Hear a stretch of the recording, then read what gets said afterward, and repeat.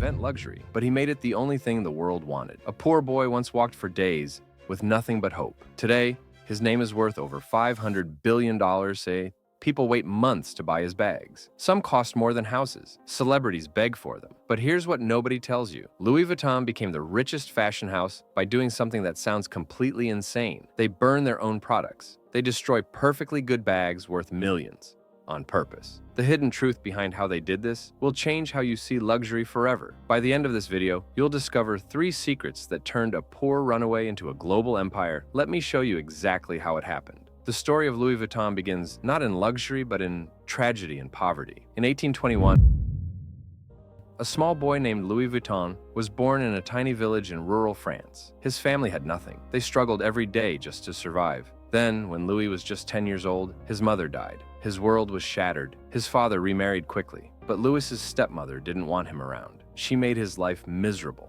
Every day became harder than the last. At 13 years old, Louis made a decision that would change fashion forever. He ran away from home, alone, with nothing. He started walking toward Paris, over 250 miles away. Think about that for a moment. A 13-year-old boy, no money, no food, no map, just hope and determination. It took him 2 years to reach Paris. 2 years of sleeping in barns, forests, and open roads. 2 years of hunger. 2 years of wondering if he'd made a terrible mistake. But he kept walking, step by step, mile by mile. When he finally arrived in Paris in 1837, he was 16 years old, exhausted, hungry, but alive, and determined to never be poor again. Here's what most people don't know. Louis didn't stumble into luxury by accident. He found work as an apprentice to a box maker. Not just any box maker. This man crafted special trunks for wealthy families. Back then, rich people traveled constantly, and they needed beautifully crafted trunks to protect their belongings. These weren't simple boxes. They were works of art, status symbols. Louis watched everything. He learned precision. He studied wealthy customers. He understood what they wanted before they even asked. For 17 years, Louis worked for someone else, learning, observing, planning, waiting for his moment. Now here's where things get really interesting. In 1854, at 33 years old, Louis finally opened his own workshop in Paris. He had saved every franc, planned every detail. This was his shot. His goal wasn't just to sell luggage, it was to sell excellence, to create something nobody had ever seen before. Back then, all travel trunks had rounded tops. Everyone made them this way. Why? Because when trunks sat on top of stagecoaches, the curved top let rainwater roll off. But Louis saw a massive problem. You couldn't stack rounded trunks. They rolled around, they wasted space. They were inefficient, so Louis did something revolutionary. He created flat-top trunks, the first ones ever made. Suddenly, travelers could stack their luggage, pack more efficiently, organize better. It was simple, but it changed everything. Wealthy customers went crazy for them. Word spread through Paris like wildfire. Orders poured in. His small workshop couldn't keep up. But Louis wasn't satisfied with just good design. He wanted perfection. He used lightweight poplar wood. He made them waterproof with special canvas. He added strong locks. Every detail mattered. And here's the first surprise. Louis realized that luxury wasn't just about quality, it was about controlling perception. He knew wealthy travelers didn't just want to carry things. They wanted to be seen. They wanted status, recognition, proof they belonged to the elite. So Louis turned his name into a mark of identity. Every trunk carried not just craftsmanship, but the signature of prestige. Soon, his creations appeared in the hands of royals and politicians. Napoleon III's wife, Empress Eugénie, became one of his first celebrity clients. When she carried a Louis Vuitton trunk, everyone noticed. Her approval made Vuitton a celebrity among the elite. Orders exploded. Louis Vuitton became the trunk maker to European royalty. Success seemed guaranteed. But then, disaster struck. Competitors began copying his designs everywhere. Cheaper versions, lower quality, but they looked similar enough to fool customers. This wasn't just annoying, this was destroying his reputation. Customers bought fakes thinking they were real. When they broke, they blamed Louis. Louis had to act fast. So in 1867, Louis created his secret weapon, a distinctive pattern, beige and brown stripes on special canvas, bold, unmistakable. This was the birth of visible branding in luxury. Before Louis, luxury items were subtle, hidden, quiet. Louis changed the game completely. He made his brand loud, visible, proud. The pattern itself became the product's identity. But if you think that's crazy, wait until you hear this. Louis Vuitton died in 1892. Most people thought the story would end. They were completely wrong. Louis's son, Georges Vuitton, took over. And Georges understood something even his brilliant father hadn't fully grasped. He understood psychology, mass desire, global branding.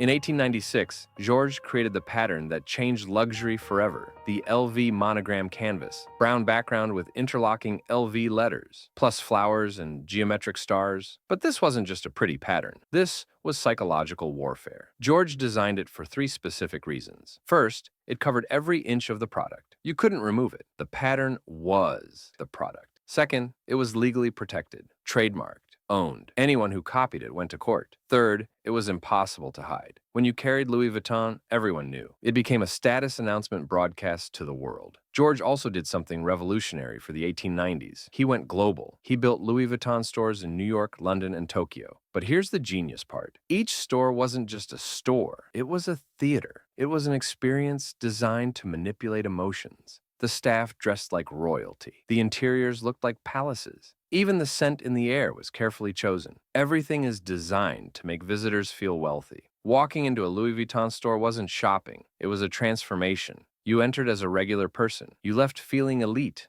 Georges understood that luxury isn't bought, it's felt, and feelings can be engineered. He also expanded the product line strategically. In 1901, he launched the steamer bag. In 1924, the Keepall was born, a weekender bag that's still popular today. But Georges did something even more brilliant, something that seems backward but proved genius. He made Louis Vuitton products harder to buy. While competitors tried to sell to everyone, Georges became selective, exclusive, elite. He limited production. He created waiting lists. This psychological flip changed everything. Suddenly, customers didn't choose Louis Vuitton. Louis Vuitton chose customers. People felt lucky to spend thousands. They felt honored to be allowed to buy. The brand became a club, and everyone wanted in. Georges also refused something that every other business did. He refused to discount. Ever, full price, always, forever. Other business owners thought he was insane. But Georges understood scarcity economics. He understood that perceived value matters more than actual value. And this brings us to the most shocking discovery of all. Here's the hidden truth. They don't sell products. They sell emotions disguised as leather goods. Every decision, every strategy, every policy is designed to manufacture one specific feeling: superiority. When you carry a Louis Vuitton bag, you're not carrying fabric. You're carrying proof. Proof you succeeded. Proof you're important. And they've spent 170 years perfecting this emotional formula.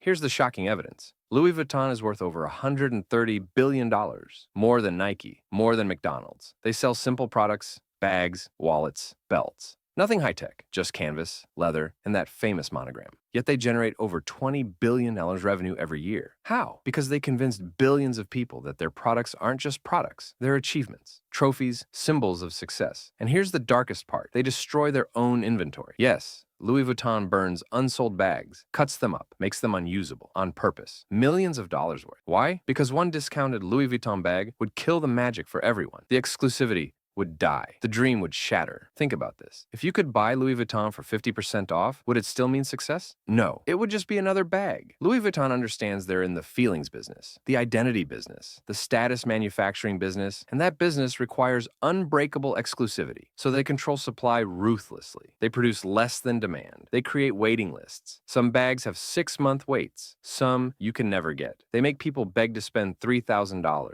Customers feel lucky to give them money. This is the ultimate business achievement. You don't chase customers. Customers chase you. So what does all this mean for us today? Louis Vuitton teaches the most powerful business lesson. Control the meaning, and you control the money. They don't compete on price. They compete on psychology. While Zara fights to be cheaper, Louis Vuitton fights to be more meaningful. This strategy works everywhere. Apple does it with iPhones. Rolex does it with watches. Ferrari does it with cars. Make your product mean something bigger than itself. Make it represent success, intelligence, or belonging. But here's what matters for you. These strategies manipulate us every day. When you see someone carrying Louis Vuitton, your brain registers status, wealth, success. Even if you don't consciously think it, understanding this makes you smarter. You can ask, do I want this because I love it or because of what it represents? There's nothing wrong with buying luxury, but knowing why you want it gives you power. Louis Vuitton also teaches patience. They've used the same monogram for 128 years. Same colors, same design. While other brands chase trends, Louis Vuitton stays consistent. And that consistency built the richest fashion house. In your life, consistency creates value. Don't chase every trend. Build Build something that lasts. Here's another insight. Louis Vuitton succeeded by solving real problems first. Louis made better trunks, stackable trunks, waterproof trunks. The luxury came second, but the foundation was useful. Whatever you create, start with real value. Solve real problems. The money follows. And finally, scarcity creates value, not just in products, in attention, in access. When you're always available, always desperate, you lose value. But when you're selective, when you have standards, your value